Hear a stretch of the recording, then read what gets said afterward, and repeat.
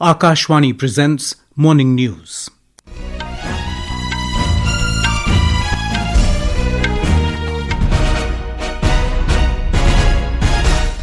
Good morning, I'm Sunil Verma. The headlines. Prime Minister Narendra Modi and Finland President Alexander Stubb reiterate their commitment to rule-based international order with UN at its core. Two leaders discuss current evolving situation in West Asia.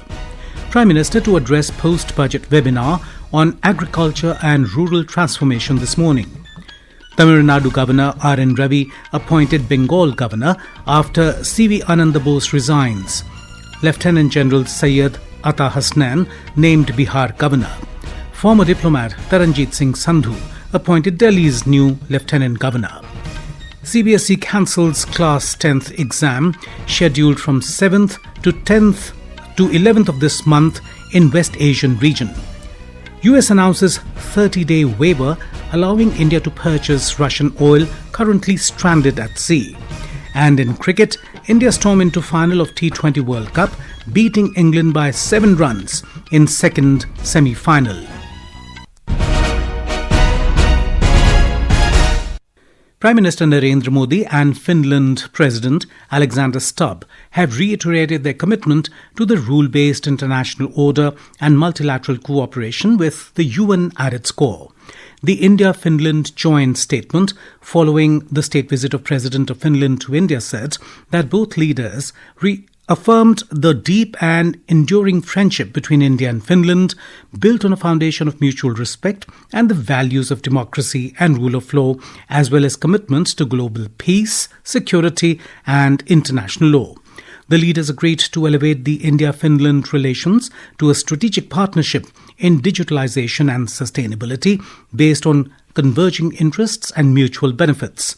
They underlined the importance of redoubling efforts to reach the Sustainable Development Goals and the importance of global cooperation against the challenges of climate change and loss of biodiversity.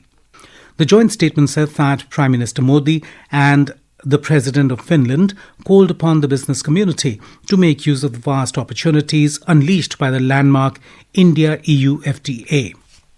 Secretary West in External Affairs Ministry, CB George, has said that Prime Minister Narendra Modi and President of Finland, Alexander Stubb, discussed the current evolving situation in West Asia. Replying to a query while briefing media in New Delhi, Mr. George said both leaders discussed issues of interest to both India and Finland, including West Asia situation. He said both leaders held wide-ranging discussions and covered all aspects of bilateral relationship. He said the Ukraine conflict also came up for discussion during the talks.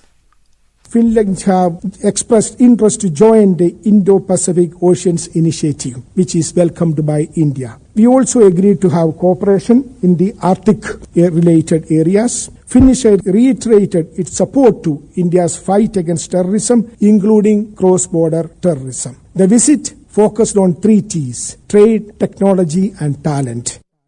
Secretary West said that Finland's advanced capabilities in digital innovation aligned well with India's digital transformation initiatives. The two sides have signed an MOU on migration and mobility partnership. It is expected to facilitate mobility of talent, including professionals, students, entrepreneurs, researchers and academics. It also expected to provide enhanced access for Indian students, including internships and post-study employment opportunities. Prime Minister Narendra Modi will address a post-budget webinar on the theme agriculture and rural transformation this morning through video conferencing.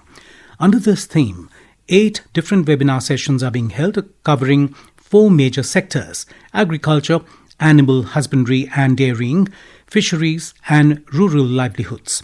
The post-budget webinar will focus on promoting high-value agriculture by unlocking the potential of crops such as cashew, coconut, sandalwood, agarwood, almonds, walnuts and pine nuts.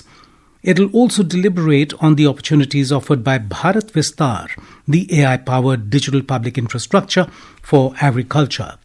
President Draupadi Murmu has appointed new governors in different states and union territories. A report. Governor of Himachal Pradesh Shiv Pratap Shukla has been appointed as the Governor of Telangana. Telangana Governor Jishnu Dev Verma has been appointed as the Governor of Maharashtra. Former Bihar Assembly Speaker Nand Kishore Yadav has been appointed as the Governor of Nagaland. Lieutenant General retired Syed Ata Hasnain has been appointed as the Governor of Bihar. Governor of Tamil Nadu RN Ravi has been appointed as the Governor of West Bengal. Governor of Kerala Rajendra Vishwanath Arlekar will discharge the functions of the Governor of Tamil Nadu. The President has also accepted the resignation of West Bengal Governor Dr. CV Ananda Bose. Meanwhile, Lieutenant Governor of Ladakh Kavindra Gupta has been appointed as the Governor of Himachal Pradesh. Lieutenant Governor of Delhi Vinay Kumar Saxena has been appointed as the Lieutenant Governor of Ladakh. Former diplomat Taranjit Singh Sandhu has been appointed as the Lieutenant Governor of Delhi. The above appointments will take effect from the dates they will assume charge of their respective offices. Dristi Punyani, Akashvani News, Delhi. The Ministry of Rural Development, in collaboration with My Bharat, will launch a nationwide digital campaign titled VBG Ramji Youth Digital Campaign from today. The objective of the campaign is to ensure widespread public awareness about the Viksit Bharat Guarantee for Rural Employment and Livelihood Mission Rural Act 2025. This is Akashvani giving you the news. For quick news updates round the clock, follow us on our X handle at AIR News Alerts. And for details of stories and more, log on to our website www.newsonair.gov.in and download News on AIR app. The Central Board of Secondary Education CBSE West Asian region has cancelled the Class 10th exam scheduled from 7th to 11th of this month. According to CBSE, examinations of Class 10th scheduled on 2nd, 5th and 6th of this month shall also stand cancelled. The mode of declaration of results for Class 10th candidates in the Middle East will be notified separately in due course. The examination of Class 12 scheduled on 7th of this month has been postponed. CBSE said that revised dates will be announced later. The board will review the situation tomorrow and issue appropriate directions regarding examinations scheduled from 9th March onwards.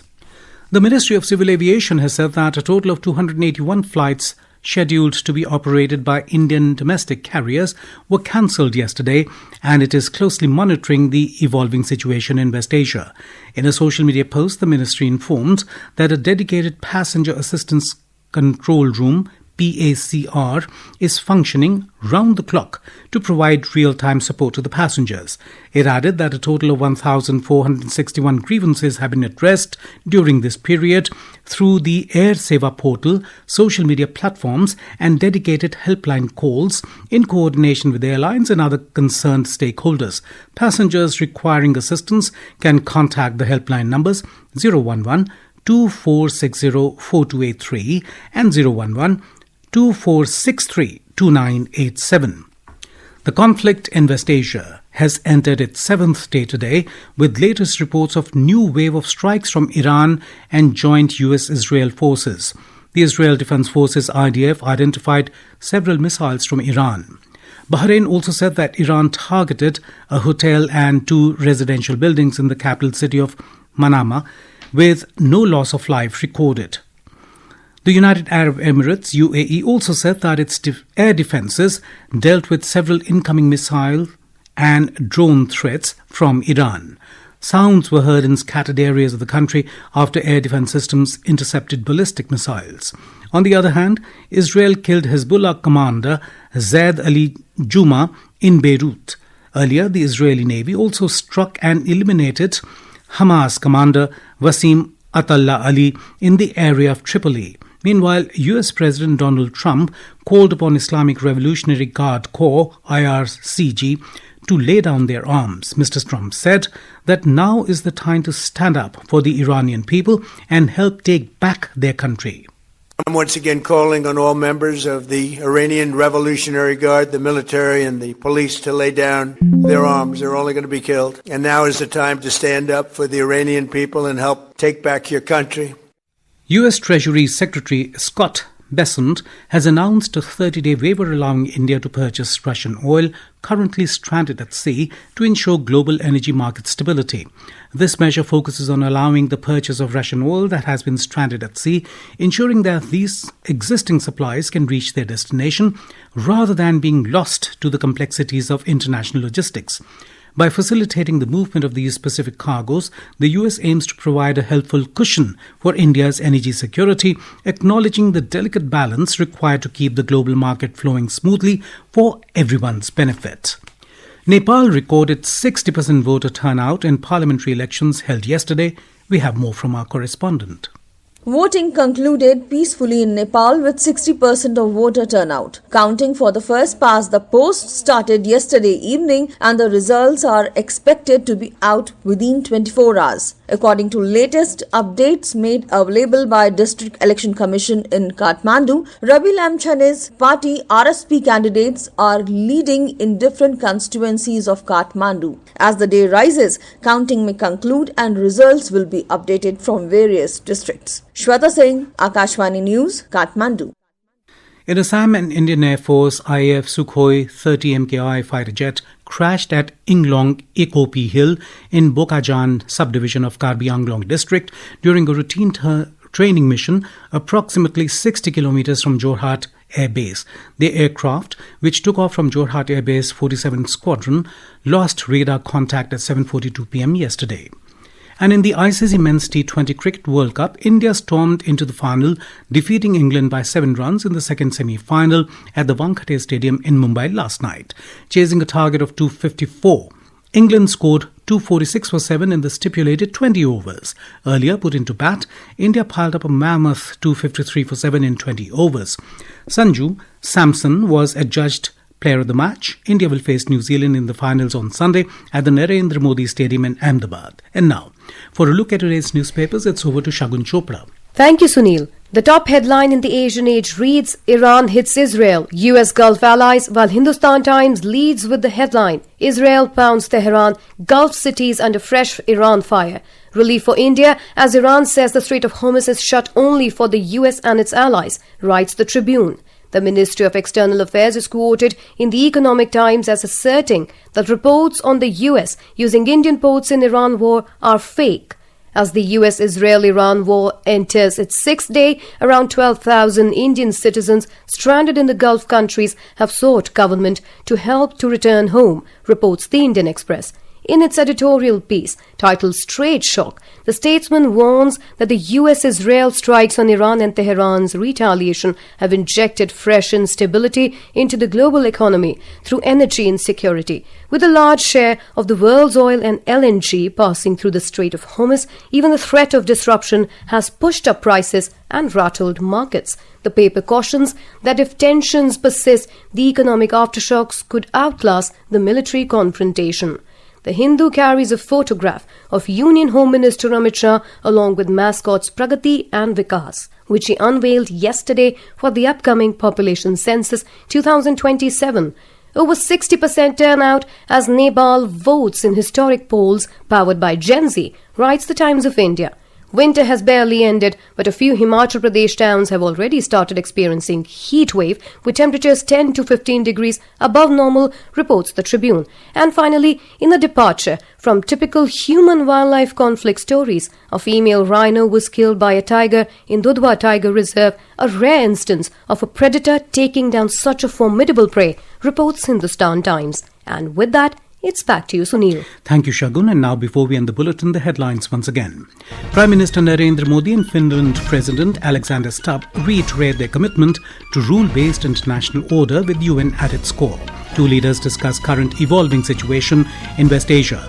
Prime Minister to address post-budget webinar on agriculture and rural transformation this morning. Tamil Nadu Governor RN Ravi appointed Bengal Governor after CV Ananda Bose resigns. Lieutenant General Syed Ata Hasnain named Bihar Governor. Former diplomat Taranjit Singh Sandhu appointed Delhi's new Lieutenant Governor. CBSE cancels Class 10th exam scheduled from 7th to 11th of this month in West Asian region. US announces 30-day waiver allowing India to purchase Russian oil currently stranded at sea. And in cricket, India stormed into final of T20 World Cup, beating England by 7 runs in second semi-final. And with that, we end the morning news. Have a nice day.